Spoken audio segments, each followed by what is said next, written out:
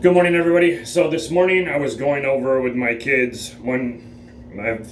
They just turned 4, two twins, and they play kind of crazy.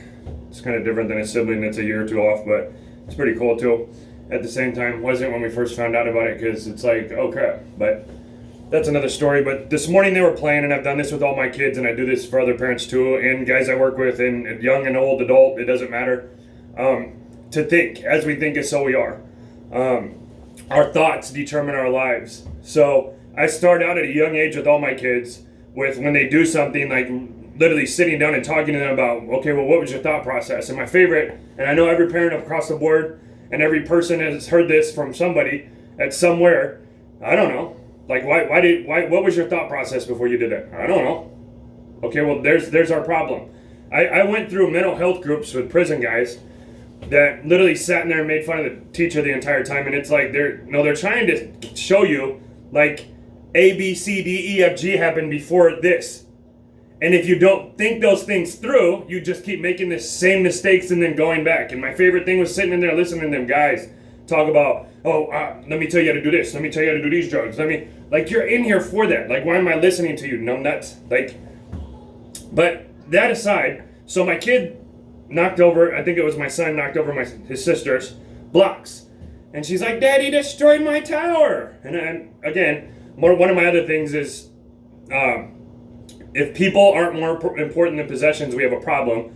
But kids do stuff, we all do stuff, like just to irritate one another at times. Like, I mean, look at Facebook, for God's sakes. Like, people will literally just post memes just to get a rise out of everybody, and everybody jumps on it like flies on poop. So she knocks this over, and then he said something that I really don't like in my household. I hate you. Or she said that. One of them said it. I don't know. Maybe she knocked over his tower and he said it. That's what it was. And so I had them both come down. I said, we don't say hate. And I'm like, what was the thought process before that happened? Like, and then so one of my biggest things is don't do it if you wouldn't want it done to you. I mean, this is common sense stuff across the board. We all can use it as adults. And so as we think before we act, or think before we speak. If all of us would take like one deep breath before we respond, if all of us would stop texting, Facebooking on the toilet while we're trying to push out poop, a lot of these messages probably wouldn't seem so angry and mean. If we would stop just reacting to our kids.